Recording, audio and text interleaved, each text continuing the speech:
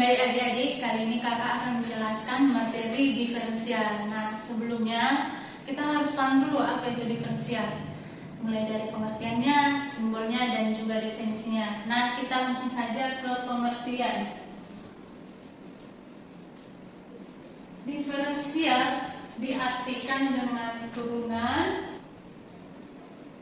ataupun derivatif.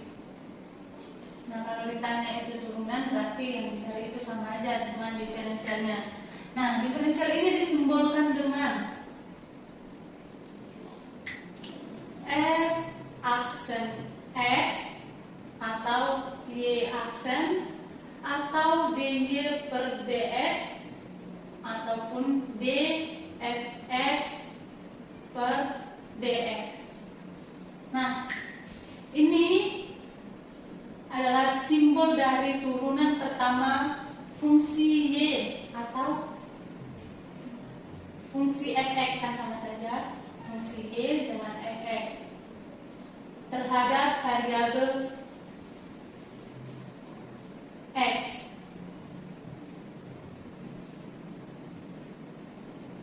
Nah, coba perhatikan di bentuk dy per dx dan dfx per dx. Kakak hanya mengganti Y itu menjadi Fx. Di SMP kita kan sudah belajar bahwa Y itu sama dengan Fx. Nah, di sini artinya dy per dx ini artinya kita menurunkan fungsi Y itu terhadap variabel X. Kalau misalnya ditanya fungsi Y itu kita turunkan terhadap variabel P, maka simbolnya menjadi dy per dp.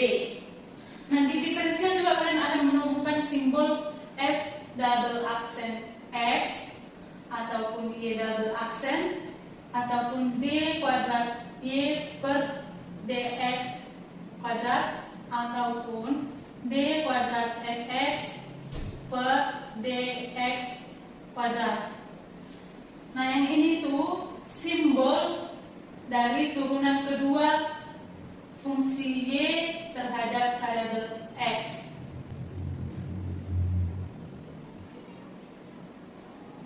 Kita akan menemukan turunan kedua ini di aplikasi diferensial. Nah, lihat perbedaannya. Kalau tadi di turunan pertama dia memakai aksennya 1, di turunan kedua dia memakai aksennya 2. Nah, kalau misalnya ada turunan ketiga, aksennya ada 3 gitu. Di turunan pertama kita menurunkan sebanyak 1 kali, di turunan kedua kita menurunkan sebanyak 2 kali. Nah, diferensial ini didefinisikan dengan konsep limit. Sebelumnya kita kan sudah pernah belajar konsep limit.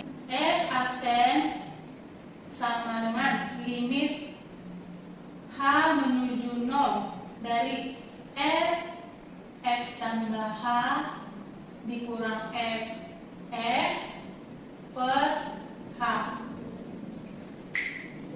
Sebelumnya kita sudah belajar limit, jadi kakak harapkan kalian sudah paham menggunakan limit. Tapi nanti akan berikan contoh dengan menggunakan konsep limit ini.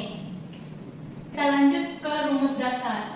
Rumus dasar di diferensial ini ada dua bentuk, yaitu bentuk aljabar dan bentuk trigonometri. Nah, hari ini kita akan membahas rumus dasar di bentuk aljabar. Nah, rumus dasar di bentuk aljabar ini terbagi menjadi 5 bentuk. Bentuk yang pertama, Y sama dengan C, di mana C itu adalah konstanta. Karena ini konstanta, berarti tidak memiliki variabel.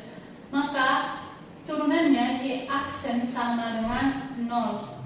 Nah, bentuk yang kedua itu Y sama dengan AX pangkat N. A di sini adalah koefisien, X variabelnya, dan N ini adalah pangkat variabelnya. Nah, turunannya ini Y aksen sama dengan, caranya seperti ini. N pangkat dari variabel kita kalikan dengan koefisien, N dikali A kita kalikan dengan variabel dengan pangkat dikurang 1. X pangkat N dikurang 1.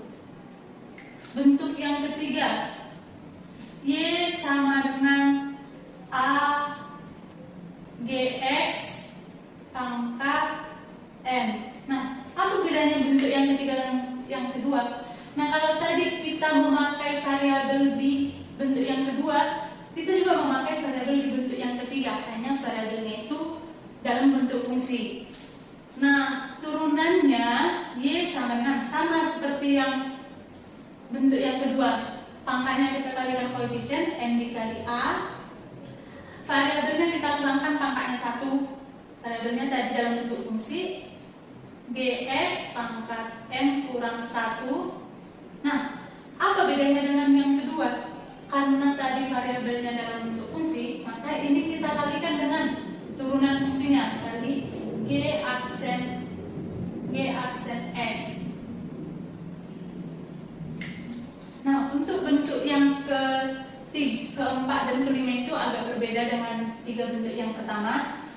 Di bentuk keempat dan kelima ini kita memakai dua fungsi. Kita misalkan fx adalah u dan dx v. Nah, bentuk yang keempat kita langsung saja perkalian dua fungsi. Y sama dengan U kali V. Turunannya Y aksen sama dengan U aksen V ditambah UV aksen. Arti aksen di sini kita cari turunan dari kedua fungsi itu. Nah, bentuk yang kelima itu pembagian dua fungsi. Y sama dengan U per V. Nah, gampang saja untuk ini. Sama seperti perkalian. Hanya saja kalau di perkalian tadi kita memakai tambah, kita di pembagian kita memakai kurang. Lalu dibagikan dengan kuadrat dari si V. Sekarang kita akan bahas contoh soal. Karena kadang kita tahu rumus tapi tidak tahu menggunakan kesoal. Nah, kakak berikan soal yang pertama. Kakak berikan fungsinya Y sama dengan 3x kuadrat. Nah, yang ditanyakan dy per dx. Nah, di sini sudah jelas ya, dek, yang ditanya itu turunannya terhadap variabel yang mana? Nah, yang ditanya terhadap variabel x. Nah, untuk soal yang pertama ini kakak akan menggunakan dua cara, yaitu konsep limit dan rumus dasar. Nah, yang pertama konsep limit. Nah, dy per dx itu sama aja artinya dengan f aksen x. Berarti bisa kita tuliskan dy per dx sama dengan limit h menuju 0 dari fx tambah h. Artinya setiap variabel x di fungsi itu kita ganti menjadi x tambah h. Maka 3x kuadrat itu menjadi 3-nya tetap, x-nya kita ganti menjadi x tambah h. X ditambah h dikuadratkan dikurang fx. Fx itu kan sama dengan y, maka tetap saja 3x kuadrat per h. Nah, kita lanjut sama dengan kita kerjakan dia duluan yang pangkatnya. Duluan pangkatnya kita jabarkan dia menjadi 3-nya tetap pangkat x kuadrat ditambah 2xh ditambah h kuadrat dikurang 3x kuadrat per h. Nah, di sini kita lanjutkan dengan mengalihkan ke dalam. Kita kalikan ke dalam, dia menjadi 3x kuadrat ditambah 6xh ditambah 3h kuadrat dikurang 3x kuadrat per h. Kita lihat yang bagian atas. Ada yang bisa kita coret aja. 3x kuadrat dengan minus 3x kuadrat bisa kita habiskan. Nah, dalam konsep limit itu kan kita menghabiskan si pembuat 0. Nah, si pembuat 0 dalam limit ini adalah si h. Karena di bawah sudah ada H, agar dia habis berarti di atas harus ada H. Kalau kita keluarkan H, berarti menjadi 6X ditambah 3H. H atas bawah kita coret, berarti tinggal dia menjadi 6X tambah 3H. Kita ganti H-nya menjadi sama dengan 0. 3 dikali 0, 0. Berarti dia tinggal jadi 6X. Nah, inilah hasilnya.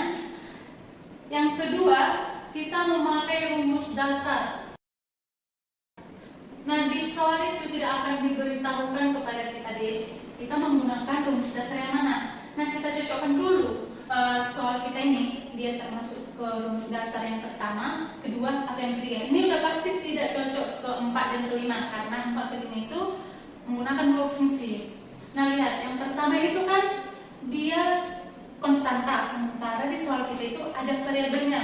Nah, bentuk yang ketiga, variabelnya itu dalam bentuk fungsi, sementara variabel kita tidak dalam bentuk fungsi. Maka soal kita ini cocok ke rumus dasar yang kedua, maka kita memakai rumus dasar yang kedua. Berarti dy per dx sama dengan pangkat dikalikan koefisien 2 dikali 3, 6 dikalikan dengan variabel pangkatnya dikurang 1, x pangkat 2 kurang 1 pangkat 1, tidak perlu dituliskan. Nah, di sini ternyata kalau kita memakai konsep limit dan rumus dasar itu hasilnya sama. Tapi dari proses pengerjaan kita nampak bahwa terlihat menggunakan rumus dasar itu lebih mudah dibanding dengan konsep limit. Nah, karena itulah konsep limit ini jarang digunakan untuk menyelesaikan soal diferensial. Nah, kita lanjut ke soal yang kedua. Ini masih soal yang sederhana ya, Dek. Kakak berikan fungsinya y sama dengan 2px kuadrat ditambah 3p kuadrat x dikurang 4p. Di sini ada dua variabel p dan x. Nah, kakak akan tanyakan dua.